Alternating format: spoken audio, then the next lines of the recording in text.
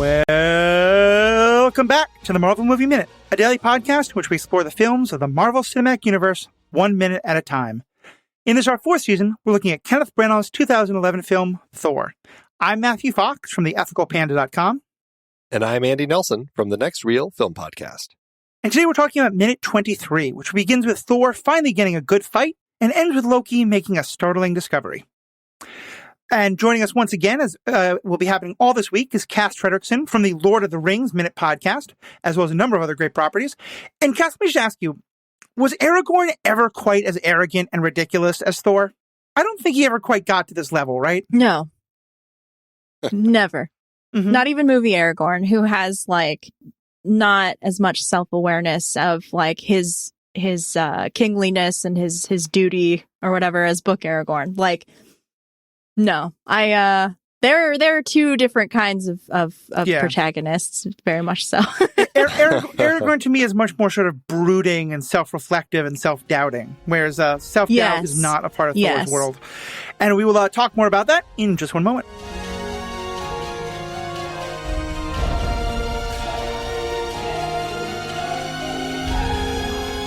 This is a fantastically fun show to be a part of, to produce, and we love digging into all of these movies from the Marvel Cinematic Universe in great depth. It's not free to produce, though, and so it would really help us out if you could sign up to become a member.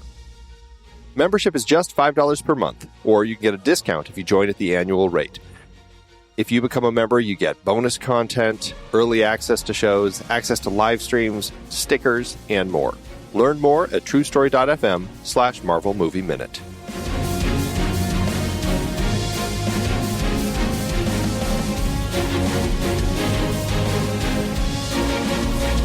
So Thor now is finally getting the fight he wants. You know, he gets hit and he laughs about it, and then he gets knocked halfway across the battle and he says, that's more like it.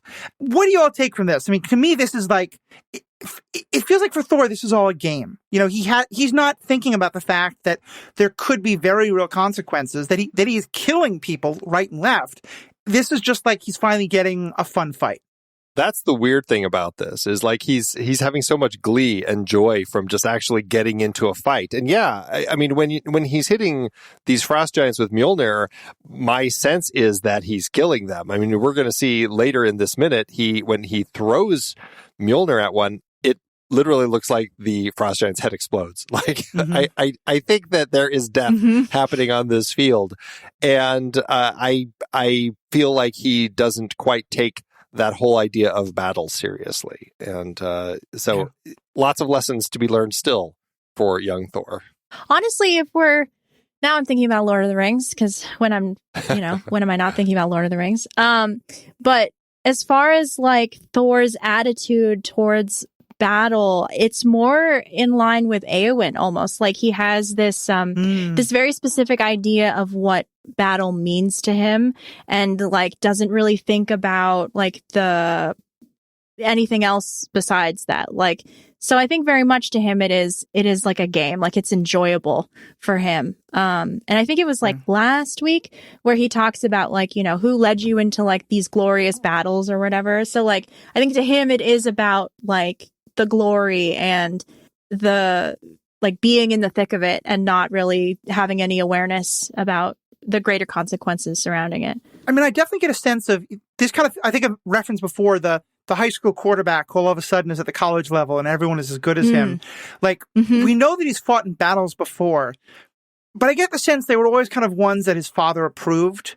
And so he was maybe kind of always sent into battles that everyone knew he was going to win. And he likes a good fight, but he's learned that like nothing bad's going to actually happen during a fight. It's always also from the point of view of the victors, right? And I think that's largely what the Asgardians have been. I mean, they're ruling the 9 realms.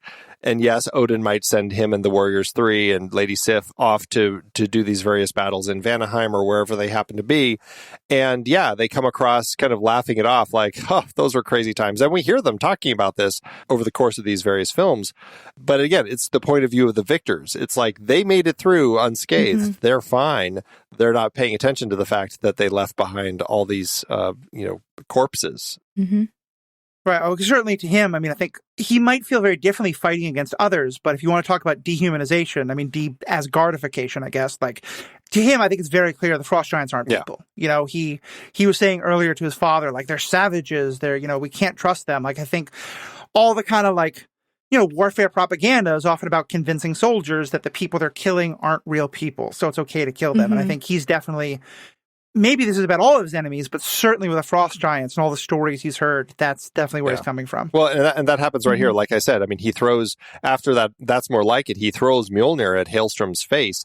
And I mean, it's hard to tell. Maybe it's the helmet, Hailstrum's helmet, that shatters into pieces, but a lot of stuff kind of explodes off of the side of Mjølnir as it goes flying past him and Hailstrum's body falls. It entirely is possible that it's his head. And I think even as an audience, we're just like, yeah, because it looks cool, right? I mean, we're seeing Thor in action, and that's what we came to the movie to see. But yeah, it's in context of killing people that were just kind of hanging around, not doing anything, minding their own business before he showed up. I know. I feel kind of bad for this guy who gets his head imploded because, like, I don't know. Like, I know we're supposed to be rooting for Thor, but also, like, it's so brutal. Yeah, it really is. So, and this is a movie making technique that I think the Marvel movies do across the board, and a lot of action movies do for sure. And you especially notice this if you watch this compared to like the Marvel Netflix series, which have much more, it's not an R rating, but are much more clearly adult shows. You know, Captain America, Thor, all of them, they kill hundreds of people, but there's never blood. There's never gore. You know, it's not The Boys by any means. And I feel like here they've kind of, like, I think there's many reasons why they picked to fight the frost giants, but the frost giants are kind of perfect for that because, you know, when you kill one, they explode into shards of ice. You know, there's no body parts. There's no blood. There's, you know, we've seen an arm frozen somewhere, but like, it's just, you know, from a movie making standpoint, if you want to make a family friendly movie about slaughter, frost giants are great for that because you can show their bodies literally explode. I mean, think about like, you know, the scenes of like where 5 minutes ago, we saw the destroyer melt people and their bodies just explode. Yeah.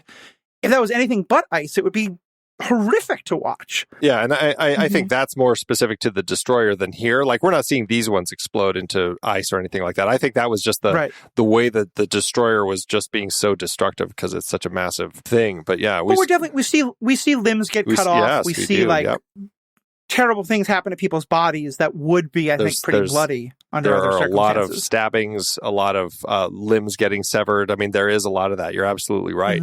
But it's dark. Maybe that's another reason they said, let's keep it dark. So it's harder to see all the gore that is potentially here. And it's like you pointed out, it's frost giants. It's a safe villain that we can show them slaughtering without having to worry about, you know, frost giant blood squirting out everywhere or whatever, you know? Right. Yeah. And of course, here now we get to see the, you know, what can that hammer do? We definitely get to see that. We get to see it kind of like... Well, and we see that it returns, right? This is the first time we see it. It's a hammerang. Yeah. Yeah, it's definitely kind of like, you know, because we're going to reveal we reveal like 2 more tricks that the hammer can do in the course of this battle. And this is, I think, the first big one. Like, it's a hammerang. He can throw it and it goes back to his hand. What a handy tool to have. I was going to say, I think it's kind of fun. We talked before about how he holds it up near the head, but when he fights with it, he holds it much lower down. And I think this is somewhat intentional. That first pose where he catches the hammer for the first time is almost an exact match to when Captain America catches the hammer in Endgame. And I never really thought about it until I saw it again today. And I was like, I mean, someone may now do a frame by frame analysis and show me I'm completely wrong. But from my memory, like my memory of Endgame from maybe a couple months ago, last time I saw it, it looks very, very similar to me. Well, it's also, I think, become such an iconic thing that we get to see in the films of seeing Thor catching the hammer coming back to him. It's just, I mean, I still find it exhilarating just to see the way that it kind of comes naturally into his fist and he just kind of, the weight of it coming, he kind of catches it and pulls it in. It's just exciting. So yeah, it's almost as iconic as watching like one of those moments of Iron Man when he lands and in his warrior pose. So now we see the fight continuing. And Thor's still doing great, but everyone else is starting to have trouble. Sif gets knocked down, but Hogun's able to save her. We see how Loki fights and Illusion. We'll get to that in a second. Let's just talk about that. Like, what are you getting out of this fight? As it seems like it's definitely everyone else is having a lot more trouble than Thor is. I think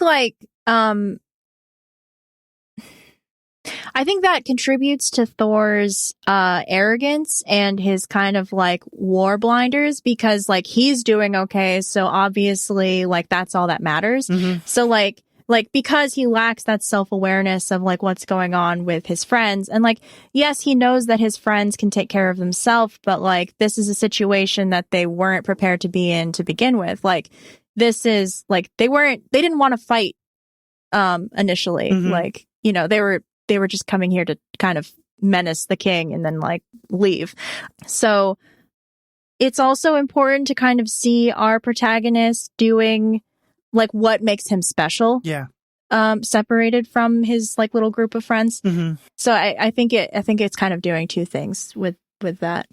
I like that. Yeah, there's definitely an element of us as the audience wanting to see Thor fighting.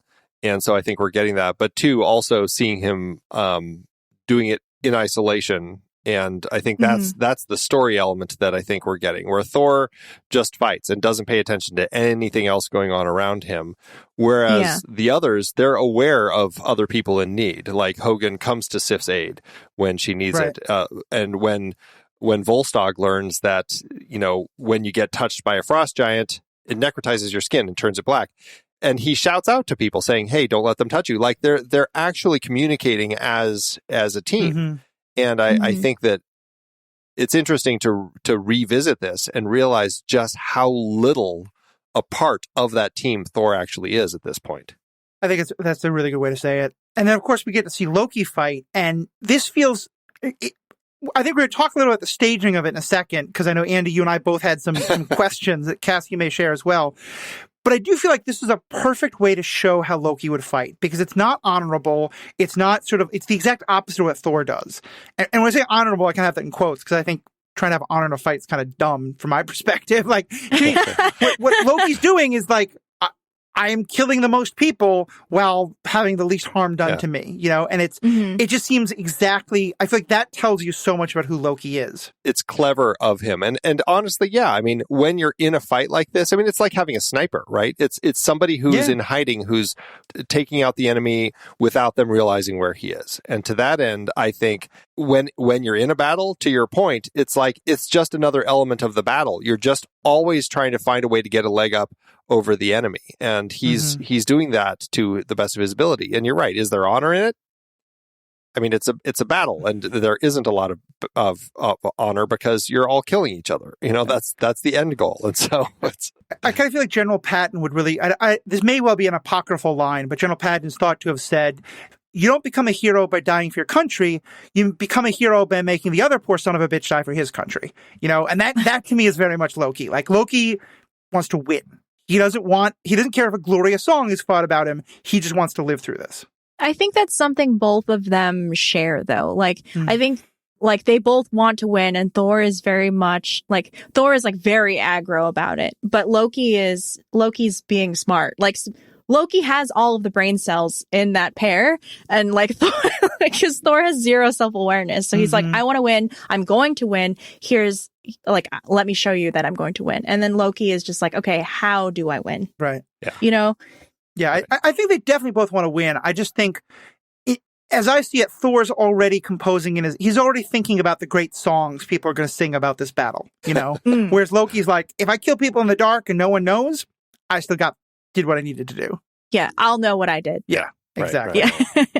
So let's go talk about that scene, because I think, Andy, you and I and Cass, maybe you as well, I had a little question about the staging of that. I don't know. I find it frustrating. We see Loki in the middle of the field of battle. He turns and he sees this. I'm just going to call it a berserker frost giant. I mean, he just is like, I'm going to take you down by charging you, and I'm going to throw myself off a cliff and take you with me. I mean, that's kind of the mentality of this particular frost giant, which I think is kind of an odd tact to take.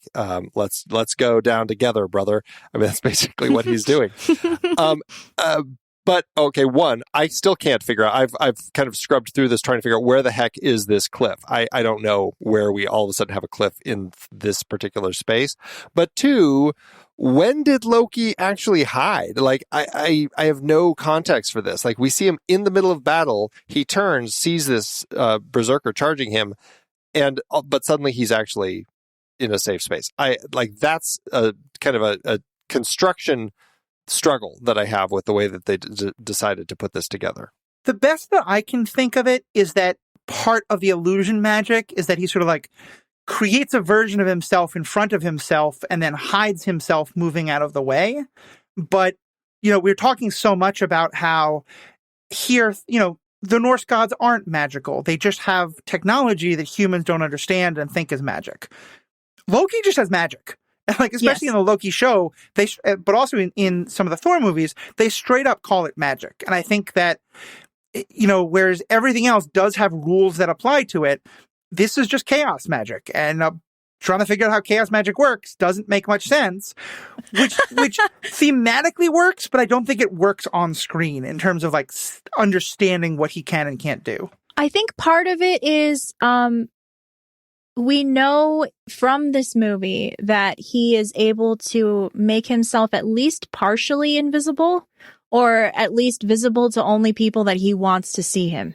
Mm-hmm. So I think maybe he's actually looking down into the cliff, and then he sets the illusion and runs to go hide before the berserker kind of like barrels at him, is what I think is going on.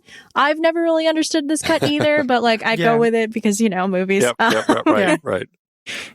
If that's the thing that is hard for you to believe about this movie so far, then like maybe we're having trouble. It does throw me out. Honestly, to me, the thing that throws me out even more is when he then does this kind of like hip finger snap to like turn off the music. Like he's such a raging bisexual, as we actually know and find out in Loki, that like I kind of expect finger guns in that moment, but like instead he just does this like, finger snap that it just, I feel like they felt they so had to telegraph what just happened that it felt a little like, we get it. You don't have to hold our hand quite that much. Yeah. I think that the release of the magic is like purely for the audience. Yeah. Like, here's this trick. Yeah. Like, here's what this character can do. Yeah, and I guess also they're just establishing it's stuff that he does with his hands, right? Hands are involved in the way he does this, because we will see him using his hands later in similar ways to conjure things and things like that. So I guess that's a good point. Yeah, I guess that's what they're trying to establish there, is he has magic and he's using some sort of magical finger thing to do these things. Mm-hmm. So the fight then continues. Sif stabs a giant and then does this great. The giant kind of like. It's almost like splashing her. Like he just kind of runs his hand through water, but what turns into a whole bunch of ice shards fly at her shield, and she blocks them. It all kind of looks kind of cool. Volstagg also, defeats one, but as it's kind of falling, it grabs his hand, and we see it literally like burn his. I think it breaks his armor, and it necrotizes the skin there. What are you going to get out of those two fight moments? Well, one, I'm shocked that there's any standing water on this planet, because it seems like it's all very cold and icy.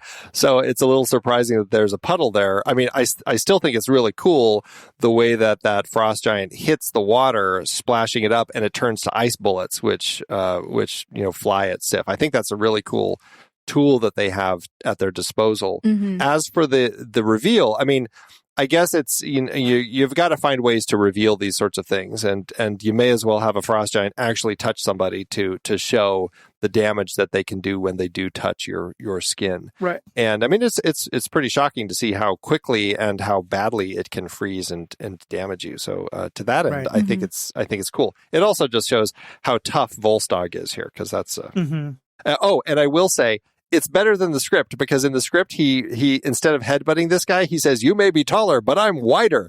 And he launches his mighty belly at the Jotun and sends him flying. Okay. Yep. Look, that was there. I appreciate the appreciation for us larger bear type people, but we're not made of rubber. Like, that's not how this works, That's funny. But I can definitely see the comic book influence in that moment. Yeah.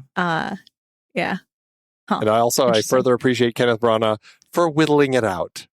Yes, for tempering it. Yeah. Yes. And it's also kind of a nice reminder of, I think if you're reading comic books today, they are often written for like older teenager, young adult audiences, like we're addressing some pretty deep, dark topics.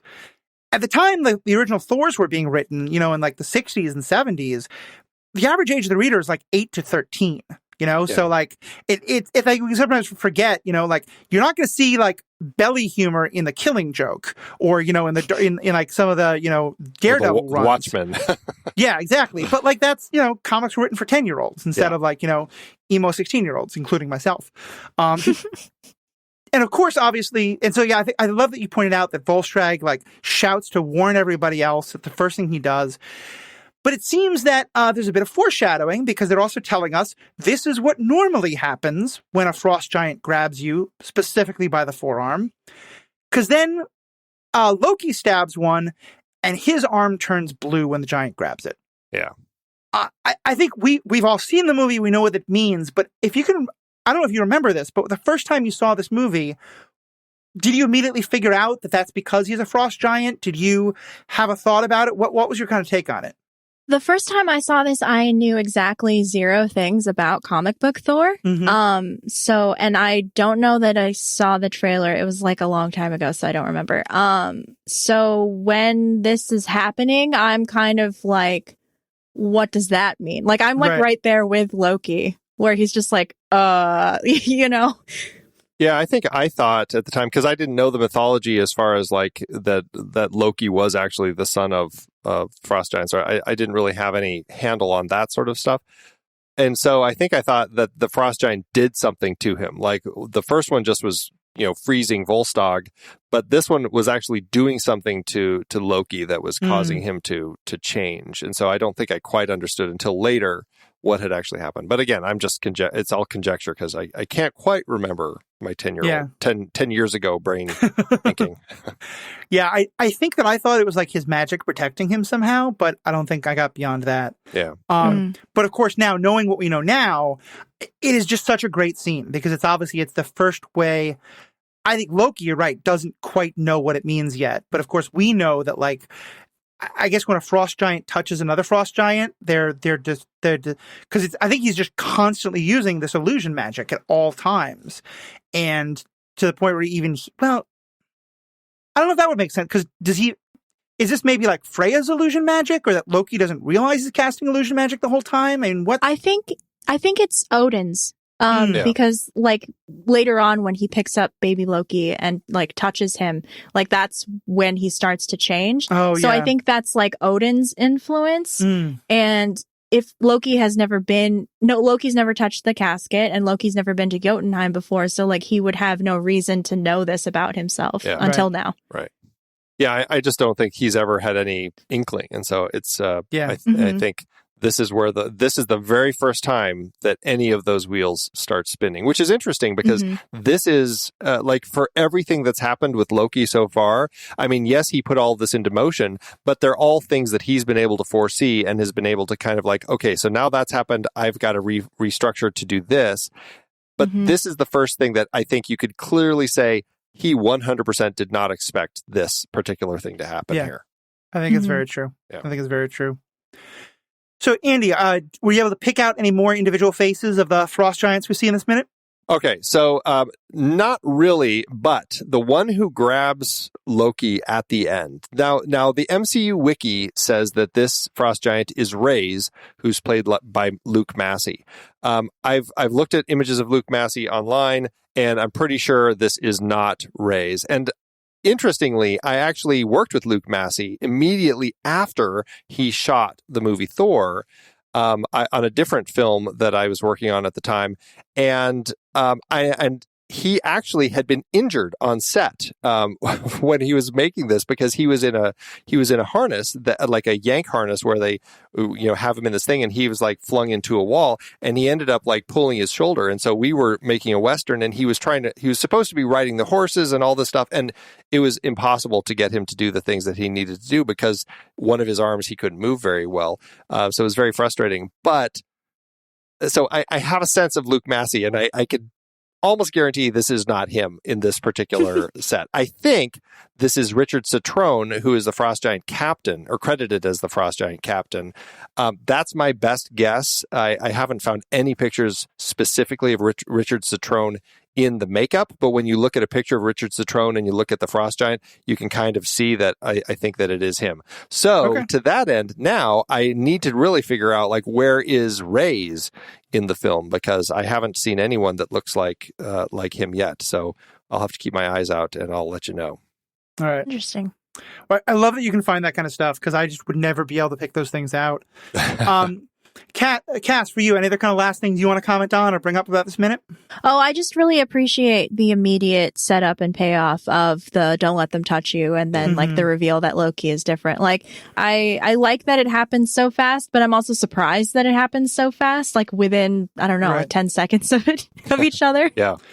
Yeah, it's funny. I feel like if it had happened within like a minute of each other, or like, sometime later but in the same battle, I would be like, oh God, could you have been a little more subtle with your foreshadowing?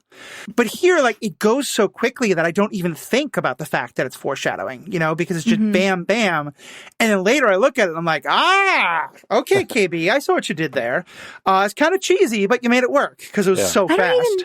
I don't even know if it counts as foreshadowing, because it's literally like, here's a piece of information, and then we're going to undercut that information. Yeah, right. Yeah, exactly. Yeah, not foreshadowing. It's giving us the information to put what happens to Loki's arm in context. That like it doesn't normally turn you blue, so that Loki is different somehow. Right. Right. Or that dwarves are different. We don't know yet. We'll find out. What about for you, Andy? Any other last things? I think we've touched everything in this one. So yeah, lots of good stuff, and we're just getting deeper into the fight. Sounds good. Thank you so much for this. Cass, as always, thank you so much for being our guest. You've been a great contributor. Yeah, thank you. If someone's going to check out your Lord of the Rings minute-by-minute podcast, this is what I normally would ask them, like, what's one episode they should check out? Minute by minute, that might be a little harder, but do you have any kind of particular one that you might be like, check out this one first? I don't know.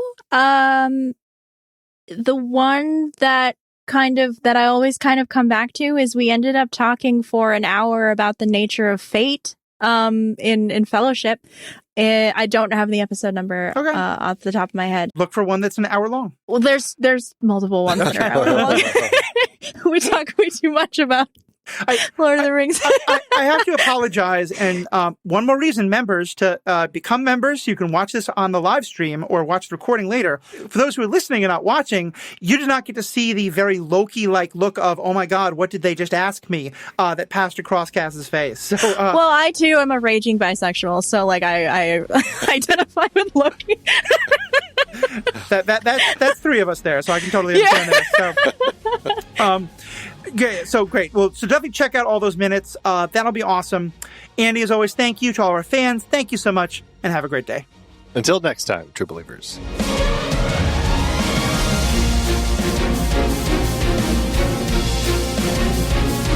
Marvel Movie Minute is a production of True Story FM, engineering by Andy Nelson. This season's music is One Last Ride by Martin Puringer. Find the show at truestory.fm, and if your podcast app allows ratings and reviews, consider doing that for this show.